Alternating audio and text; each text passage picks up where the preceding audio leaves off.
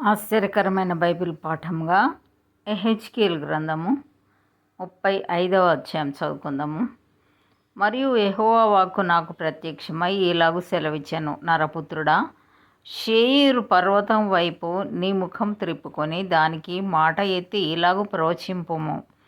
ప్రభువు యెహోవా సెలవిచ్చినదేమనగా, శేయీరు పర్వతమా, నేను నీకు విరోధినైతిని. నా హస్తము నీ మీద చాపి నిన్ను పాడుగాను నిర్జనముగాను చేసేదను.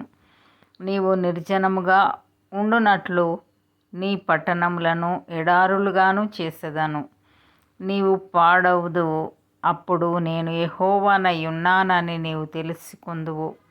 ఇశ్రాయేలుల ఎడతెగని పగ కలిగి వారి దోష సమాప్తి కాలమున వారికి ఉపద్రవము కలిగిన సమయమున నీవు వారిని ఖడ్గమున కప్పగించితివి గనుక నా జీవము తోడు నేను నిన్ను రక్తముగా చేసేదను. రక్తము నిన్ను తరుమును, రక్తము నీకిష్టమాయెను గనుక రక్తమే నిన్ను తరుమును. ఇదే ప్రభువు యెహోవా వాక్కు. వచ్చువారును పోవువారును లేకుండా అందరినీ నిర్మూలము చేసి నేను శేయీరు పర్వతమును పాడుగాను నిర్జనముగాను చేయుదును. అతని పర్వతములను హతమైన వారితో నింపుదును. నీ కొండలలోను నీ లోయలలోను నీ వాగులన్నిటిలోనూ వారు ఖడ్గం చేత హతులై కూలుదురు.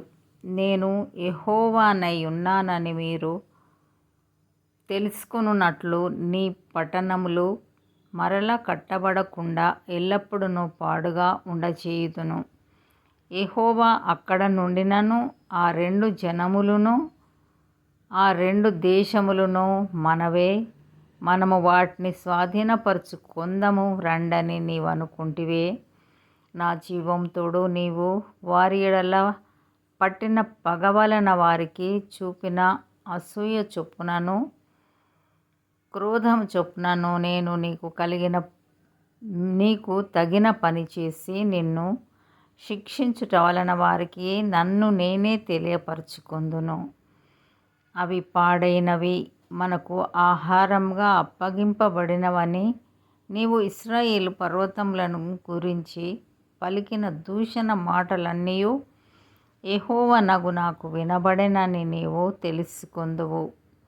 పెద్ద నోరు చేసుకొని మీరు నా మీద విస్తారముగా ఆడిన మాటలు నాకు వినబడెను.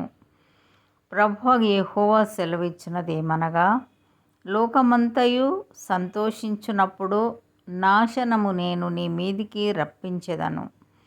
ఇశ్రాయేలీయుల స్వాస్థ్యము పాడైపోవుట చూచి నీవు సంతోషించితివి గనుక నీకును ఆ ప్రకారముగానే చేసేదను. శేయీరు పర్వతమా, నీవు పాడవుదువు.